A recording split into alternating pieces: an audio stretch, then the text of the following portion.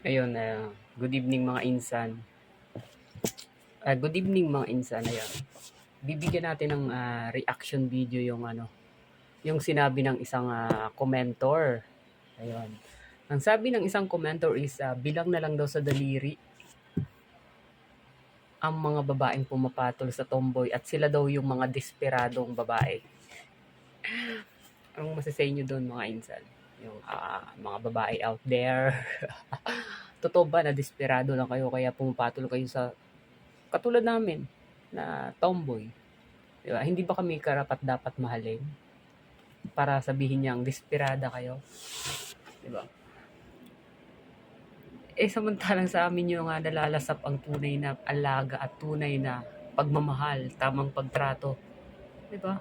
Na hindi kayo ibigay ng mga lalaki, ng ibang lalaki. Kasi karamihan sa mga lalaki, diba? Kaya nga ayaw nyo na ng lalaki kasi nagkaroon kayo ng trauma. Most especially mga single mom. Kaya mas maraming single mom na pumapatol sa mga lesbian, sa tomboy. Kasi nga, iniwan sila ng ibang lalaki na takot sa responsibilidad. Diba? Anong masasabi nyo na desperada daw kayo? Kaya daw kayo pumapatol sa aming mga lesbian. Tama ba yun mga insan? Bilang na lang daw ang mga babaeng pumapatol sa mga tomboy. Kasi nga, yung mga babae na yon is desperado. Desperada. Desperate. In my opinion, hindi pagiging desperada ang pagpatol sa tomboy. Yung mga babaeng gano'n na pumapatol sa tomboy kasi doon nila nahanap sa mga tomboy yung totoong pagmamahal at pag-aalaga. Doon sila nakaramdam ng totoong security, totoong love na hindi nila nakita sa ibang lalaki. Di ba?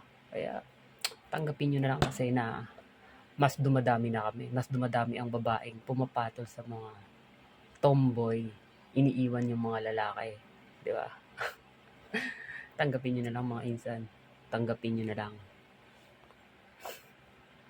Tanggapin na lang ng mga lalaki dyan na insecure sa aming mga tomboy.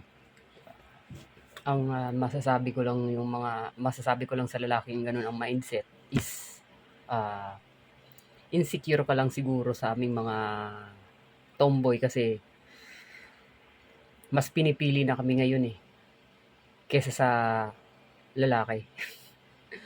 Yun lang, yung siguro yung masasabi ko sa ganung mindset na desperado daw ang mga babae na pumatol sa aming mga tomboy is yung mga lalaking insecure sa katulad naming tomboy, lesbian. Yeah. Yun lang. Sana masaya ka diyan kuya sa comment. Sana masaya ka sa buhay mo. Masaya ka sa love life mo. Kaya mo siguro nasasabi yan kasi inagawan ka ng babae. Siguro pinagpalit ka sa babae. Kaya ganyan yung mindset mo. Pero wag mong isisi sa ibang tomboy kasi isang tomboy lang naman siguro yung agaw sa'yo. Wag mong isisi yung insecurities mo sa mga tomboy kasi kaya kami pinipili kasi tama kaming magmahal.